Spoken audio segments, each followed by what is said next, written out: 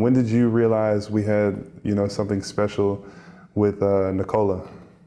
Did you know that early on? I know Nurkic was here at the time. Yeah. That was it's a funny story about Nikola. And if anybody tells you they knew, they are lying through their teeth. I didn't know. The first year I got drafted, I went to training camp, and I had no idea. Like, just because he treats a game different than practice. So I'm seeing Mason Plumlee and Nikola go at it.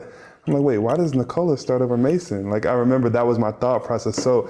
Yeah. Tell me that story. Yoke is a funny story. I remember sitting with our former president of basketball ops and GM at the time, Tim Connolly and Arturas Karnisovas. That one of them now runs the Timberwolves, one of them now runs the Chicago Bulls.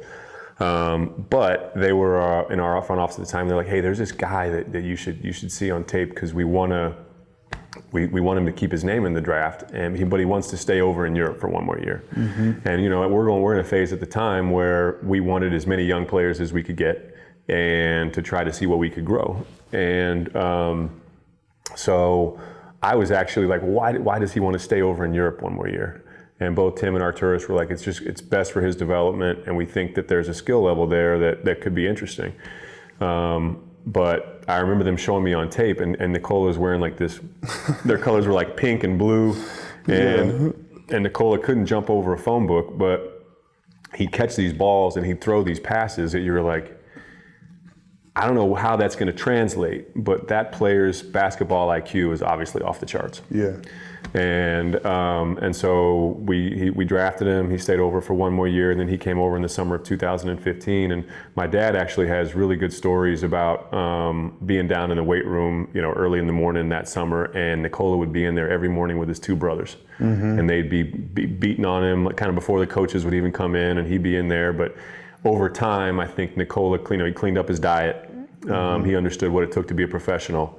And you referenced Yusuf Nurkic, who was another really good young player that we had on our roster at the time, and we couldn't quite tell what to do with both of them because mm-hmm. Yusuf, I think, had made second team All Rookie, and Nikola was coming over, and so we had a very established center, but we knew that they both had really good hands, really good skills, and the thing that was unfortunate is the league was trending. That was when the Warriors were on their ascension. And the league was trending to this small ball, shooting everywhere, and even more extreme than it is now, almost. It was like everyone wanted to try to be the Warriors, like almost overnight. Yeah. And you couldn't play Nikola and Yusuf together. Right. You had two 7-footers that were incredibly skilled and very unselfish guys, but trying to play them together, while it did present its advantages at certain points, it was tough. It was tough for them to cover whenever you got kind of almost four guards out there moving around in sync, and it's a tough defensive cover. So we had to really kind of put our heads together on what we wanted to do, and fortunately, by the time after Nikola's first season, I think he made first team All Rookie, and then we were halfway into the second year, and we were really realizing that we had to pick, we had to choose, because they're both starting level centers. Yeah. And I think Yusuf's contract was coming up in about a year.